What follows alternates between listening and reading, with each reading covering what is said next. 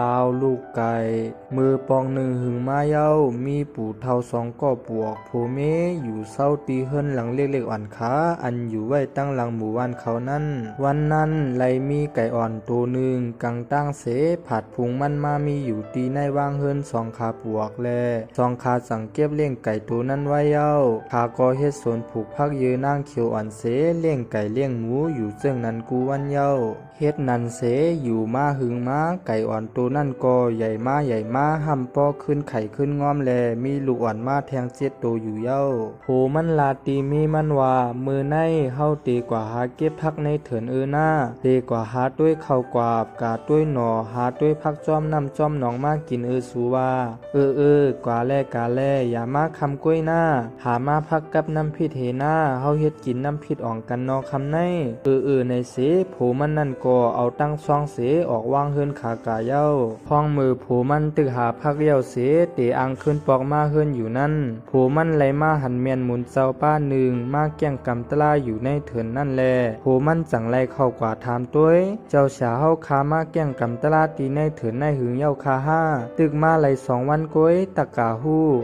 ป้อนนั้นเจ้าฉาเฮาตีอยู่แทงตาลายวันคาลาแทงหาวันตะกาเฮามาแก่งกำตลาตาเจ็ดวันป้อนนั้นในภูคาเฮาตีมากับซ่อมเจ้าฉาเฮาคาหน้าเดียวตะกามือผูมันฮอดมาถึงเฮือนเย้าก็มีมันก็เนี่ยถุงเขาเฮ็ดพักไว้เสผูมันก็ลัดว่าเตกะไว้เข้าไก่เข้าหมูไปทาก่อนในอยู่เผื่อถึงโหคำมาเย้าพ้องมือคาปวกตึกกินข้าวโฮมหมูกันอยู่นั่นโผมันอุบนีมีมันว่ามือในมันกว่าหันหมุนเจ้าป้าหนึ่งมาแก้งกำตลาอยู่ในเถินนั่นหมุนเจ้านั่นเตมาอยู่ตาเจ็ดวันว่าเฮาก็ลัดไว้ว่าในพุกเตกว่ากับซ่อมในมีมันนั่นขึ้นตอบว่าป้อนั้น5ซ้ำเตกว่าล่องพักสังลีลาเฮาว่าเต้5ก็มีไก่ไว้อยู่5ลองนึกไก่เอาอ่ำดี5เอาสุว่าแลป้อนั้นก็ถึงกลางคำมาไก่ตัวนั่นไล่ยิน2ขาบวกอุบกันมือโหคำนั่นแลฮู้โตลีนาว่ามันเตถูกฆ่าแหมมือพุกในนั่นเสจองสั่งลูกมันตั้งเซตตัวว่าลูกเก่าตั้งหลายป้อมีเฮาอ่ำอยู่เมืองกวนเย่าไหนให้หมอฮักกันหน้าก็เป็นปีก็โหลโมฮักความต่อน้องก็เป็นน้องก็โหลโมถ่อมความปีหน้า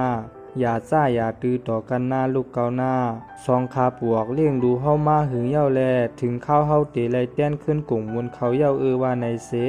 ลูกไก่มันเจอนั่นก็อ่อนกันห้องไฮเสกวาดมันไว้อยู่เย่าถึงกลางในม้าอันเป็นเมมันนั่นก็ตั้งน้ำอุ่นไว้เสโผมันนั่นก็ตีถือข้อไก่ว่าในเสตาก็ก้วยกาจึงซ้ำเปเกียนรู้ไก่อ่อนแลไก่เมตูนั่นพาปวกโผเมก็พักซ้อมก็หลูเฮ็ดในเสรูอยู่ก็อ่ำสร้างเฮ็ดเสื่องหือแลอันเป็นโผมันนั่นก็เอามีดถือข้อไก่นั่นเย้าเสถวยคนออกเปียเสเอากว่าปันไว้มีมันหางไผ่แลถวยคนอ่อนอันจับนางไก่นั่นออกแทงกำหนึ่งว่าไหนไก่ตัวอันเป็นปีใหญ่สุดนั่น2ห้องเอาน้องมันเสลาดว่าเน่มาด้วย2ขาปวกรู้เอามีเฮาหางไผ่อยู่นั่น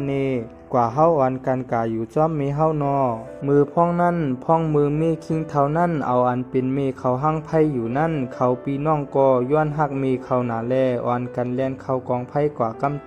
ตอยู่เย้า